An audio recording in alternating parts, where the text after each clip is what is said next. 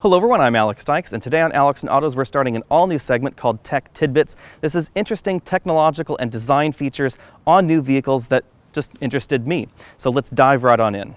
BMW's 4 Series convertible has one of these wind deflectors that you've probably seen on a wide variety of convertibles. If you've ever wondered what on earth this thing is for, the answer is simple. When you have the side windows up and the top down on the vehicle, you actually get kind of a cyclone effect in the wind that's wrapping around the vehicle. So the breeze wants to come in right back here behind the rear seats, down here, and then right back behind your head in the vehicle. This actually helps block that without being too noisy. So it's not solid, it's something that's easily movable, easily taken out of the vehicle, and just helps keep that breeze away from the back of your neck. It actually snaps right out of the vehicle very easily like that. And in the 4 Series, BMW has given you a little compartment right behind the rear seat backs for that to tuck into very nicely. Also helping keep those cold breezes at bay is this vent right here on the seat back. It's an option in the 4 Series, and BMW calls it a neck warmer. Mercedes-Benz calls it an air scarf. It's really the same sort of thing. It blows hot air out of this vent right at the base of your neck and your shoulders to help keep your upper body from getting too cold when you're out on the road. Now, most convertibles, you end up getting the head frozen, feet boiling kind of thing in the vehicle because most of the air is coming out right down there at your feet. Or if you put it on the upper vents, then you end up freezing the back side of your head and boiling the front side of your head. This sort of helps even that out. Practicality was obviously a big design consideration in the 4 Series. Even though this is a convertible, we do have a trunk pass-through that's reasonably sized right here in the back seats. Now, the reason most manufacturers don't do that is because this does compromise a little bit of structural rigidity. Even though the 4 Series is very rigid, it would be even more rigid if we didn't have this trunk pass-through, but I'd rather have the pass-through than not. Now, if you recall my video on the G37 convertible, which is now known as the Q60 convertible, all it was able to fit in the back with the top down was a small wooden duck and a jacket. The 4 Series is very different, however. Now, if we open the trunk, it doesn't look very impressive from this angle, but we have a few things that help us out carry cargo. The first thing is this trunk lid and the top arrangement will actually move out of the way. Now, BMW wasn't the first manufacturer to do this, but they probably do it with the most interesting mechanics going on in this top right here. You'll notice the trunk lid first moves up, and then the lid sections of the vehicle move up and out of the way. That gives us access to a surprisingly large cargo compartment. This is about the same size as you will find in the Mercedes-Benz E350, which is a soft top convertible. This is a 26-inch roller bag, and I'm going to shove that all the way back in there. This is a 24-inch roller bag, and surprisingly enough, I can jam that right in there as well. This cargo lid will actually close. Put the lid right back on top of it. And then I can close the trunk lid. And as you can see, an incredible amount of cargo carrying capacity right back there, even though we have a hard top. In fact, most impressive about this cargo area versus the competition is that I have these 2 roller bags in here, and right back behind them, I can still fit everything that I would be able to fit in the Q60 convertible behind the 2 bags that are in this trunk. Because the Q60 convertible has just about 1 cubic foot of cargo space left after you've put the trunk lid down, and this is just a little bit more than 1.5 right back here. Let's take a closer look at how this convertible top operates. The first thing that you need to know, and I'm going to operate this trunk with the remote control that I have right here in my hand, is that the trunk is going to hinge 2 different ways. So it hinges one way to open it, and this way in order for the top to come out. That's part of why we have so much plumbing right back in the back there in the hydraulic system. Next thing is, lid comes up, trunk lid closes, and then the lid for the vehicle starts to separate. If I stop it right here, you can see that the rear glass goes on top of the whole contraption when it's folding in there. The back section is right here on the bottom, and then the front section gets sandwiched right in between. BMW has managed to make their roof modules fit very closely together, and that's what gives you all that room in the trunk.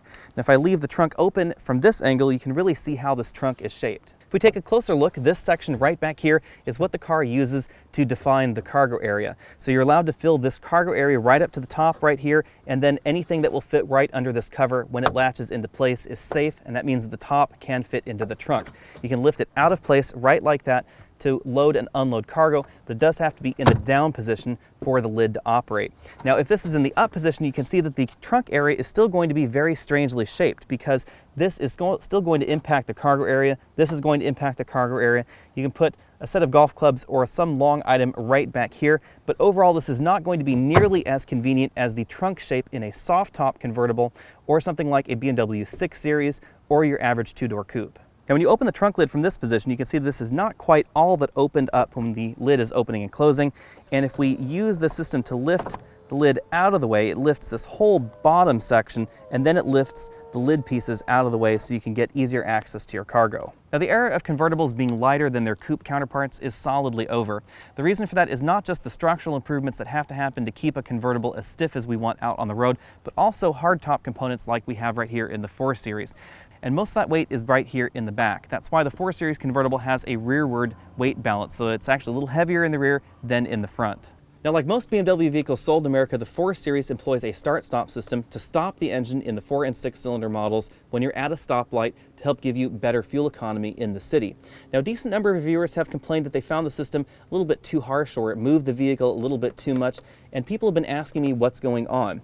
The reason that happens is because we have a longitudinally mounted engine. It's mounted north-south in the vehicle because this is a rear-wheel drive vehicle. That means that the action when you start the engine is going to be a side-to-side rocking motion in the car. That just makes the motion more noticeable than a transverse engine vehicle. So if you take a look at, for instance, the brand new Volvo models that use a start-stop system, that engine is mounted transversely in the vehicle. And that means that the motion in the vehicle is going to be front to back. And since the vehicle's wheelbase is a lot longer, that motion is a lot smaller. BMW is long known for delivering vehicles with a perfect weight balance. The way that they do that is primarily with the positioning of the engine and the transmission in the vehicle. It's not quite as space efficient as front-wheel drive vehicles, but it does give you that good weight balance. You can really see what's going on here right under the hood in the 4 Series. The front tire is right about here in the vehicle, and that's because the strut in the front is actually leaning slightly back, so the strut tower is slightly behind the front axle. That means the front axle hits the engine right about here, so there's only one cylinder in front of the front axle. Now if you compare that to something like an Audi, Audi's engines are entirely in front of the front axle, causing them to have a lot more weight up front in the vehicle. Most transverse engine vehicles, that would be when the engine is positioned across the front of the bay like that, most of those engines are either slightly in front of the front axle or right on top of the front axle. What also helps in most BMWs is that the transmission doesn't start until beyond the windshield. So right under the dashboard or so is where the transmission starts. The transmission will actually end somewhere around the driver and the front passenger seat. That means that you don't get a whole lot of front console storage in a BMW, but you do get that great weight balance. Of course, in this 4 Series convertible, we also have this very heavy hydraulically actuated top that actually tips the balance towards the rear in this vehicle. So the 4 Series convertible ranges from between 52 to 54% rear biased in terms of weight, with a little bit less weight up front. Wet weather braking can be a little bit of a concern. The reason is because in wet weather, if the pads and the rotors aren't terribly hot, they can get wet, the water stays on them, and then when you try and brake, there's a film of water between the pad and the rotor. Now, more important than that, however, is the fact that that water will heat up as you start braking, because brakes can easily get over 212 degrees Fahrenheit, which means that water will turn to steam, and then you have a steam layer between the pad and the rotor, which helps hamper braking. BMW solves that problem in most vehicles in America with a brake drying feature. How that works is it causes the pad to pulse very slightly against the rotor. You're not stopping the vehicle, you're just causing that rotor and the pad to heat up slightly, not terribly hot, just hot enough to help keep them dry in wet weather. Our 4 Series model has the optional heads-up display, and you can see that right here looking through the windshield. I'll actually clean it right here with this towel, and that's one of the problems that you may notice with heads-up displays is they do collect a little bit of dust down there. You may not notice it until you have the image a little bit degraded. But how this works is down there in the dashboard, there's actually an LCD monitor, sort of like the iDrive display screen right over here. And there's a series of mirrors, and it actually reflects the image right here off of the windscreen in the vehicle. The reason it's so deep down there is because it needs to project an image right here on the windscreen that appears like it's several feet in front of the vehicle. Because if it was right here inside the vehicle, that would be too distracting, and you'd have to focus on that image, and then you'd have to focus away on whatever it is that you're driving towards.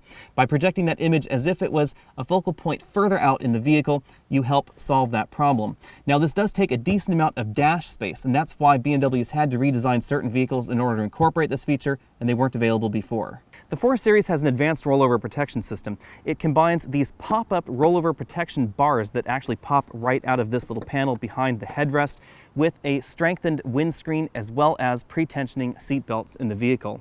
In the event of a suspected rollover, the car will actually pull the seatbelts tighter to help keep you in the seat. These things will pop up right back here out of the rear of the vehicle, and between that and the windscreen, it'll help keep you protected in the event of a rollover. Obviously, it's not going to be quite as good as a sedan, and it will of course be safer if you do have the lid up in this vehicle, but it will give you some additional protection versus those older convertibles that don't have this system.